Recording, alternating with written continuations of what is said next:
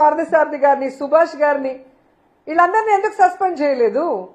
దాంట్లో కొంతమందికి ఎందుకు మంత్రి పదవులు ఇచ్చారు అంటే తప్పుడు పనులు చేసి దొరికిపోతే వాళ్ళు వైఎస్ఆర్సీపీ వాళ్ళని చెప్పటం, వైఎస్ఆర్సీపీ కోవట్లు అని చెప్పి తప్పించుకోవాలన్న ప్రయత్నం చేయటం, లేదంటే వాళ్ళు దొంగలు దొరల్లాగా వేల కోట్లు సంపాదించుకుంటూ మీకు ఇవ్వాల్సిన ముడుపులు ఇచ్చేస్తూ ఉంటారు.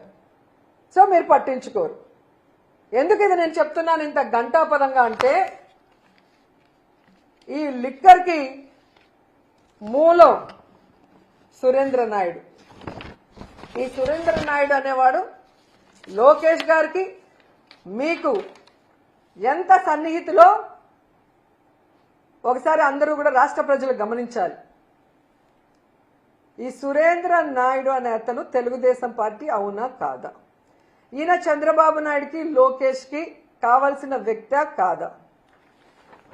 మరి ఈయన ద్వారా మద్యం ఏ విధంగా దొరికింది? తంబలపల్లిలో 17,000 లీటర్లు, ఇబ్రహీంపట్నంలో 3,000 లీటర్లు ఎలా దొరికిందో మీరు చెప్పాలి. ఎందుకు మీకు ఈయన క్లోజ్ అని నేను ఇంత గంటాపదంగా చెప్తున్నానంటే ఈ కట్టా సురేంద్ర అనే వ్యక్తి 2006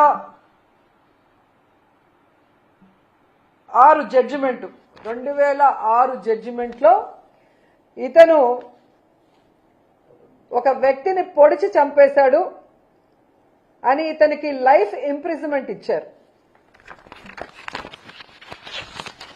ఇదో చూడండి. The trial court after considering the oral and documentary evidence convicted A1 for the offence punishable under section 302 of IPC and sentenced him to undergo imprisonment of life. So trial court ఇచ్చిన దాన్ని మళ్ళీ ఈయన హైకోర్టుకి వెళ్ళాడు.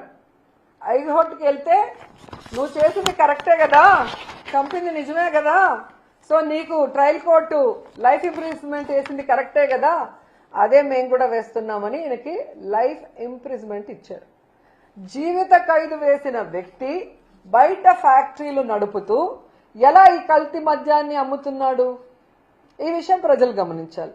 ఎందుకంటే చంద్రబాబు నాయుడు 2014లో అధికారంలోకి వచ్చాక తాను అధికారంలో ఉన్న ఈ 2014 నుంచి 19 మధ్యలో ఆయనకి క్షమాభిక్ష పెట్టించి లోపల నుంచి బయటికి వచ్చేలాగా చేశాడు. మరి ఎంత ప్రేమ ఉంటే వీళ్ళ మధ్యలో ఎంత బాండింగ్ ఉంటే ఆయన్ని బయటకు తీసుకొస్తాడు? ఒక జీవిత ఖైదీని, ఒక మనిషి ప్రాణాన్ని నిలువునా తీసిన వ్యక్తిని బయటకు తీసుకొచ్చాడు అంటే చంద్రబాబు నాయుడు లోకేష్కి ఈయన ఎంత క్లోజో మనం అర్థం చేసుకోవాలి. అంటే క్రిమినల్స్కి చంద్రబాబు నాయుడు ఆశ్రయం ఇచ్చి బయటకు తెచ్చి వాళ్ళు చేసే యదవ పనులకి వీళ్ళని ఇన్ఛార్జీలుగా పెట్టి ఈ కలెక్షన్లని ఇప్పుడు కరకట్టుకు పంపిస్తున్నాడా, హైదరాబాద్లో చంద్రభవనానికి పంపిస్తున్నాడా? సిబిఐ నిర్ణయించాలని నేను కోరుకుంటున్నాను.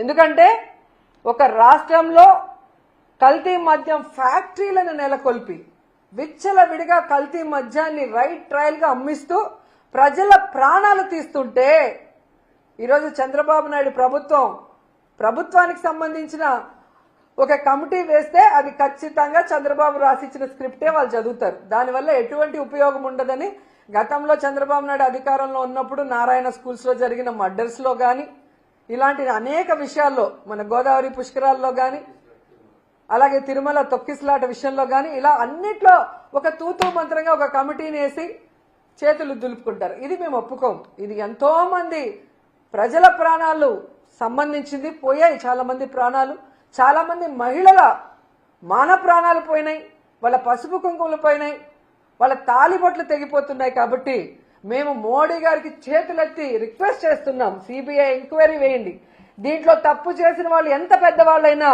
వాళ్ళని శిక్షించండి అని కూడా ఈ సందర్భంగా తెలియజేసుకుంటున్నాం. ఎందుకంటే ఇంత దౌర్భాగ్యపు పని చేసి ఆడవాళ్ల మాన ప్రాణాలు పసుపు కుంకుమలను పణంగా పెట్టి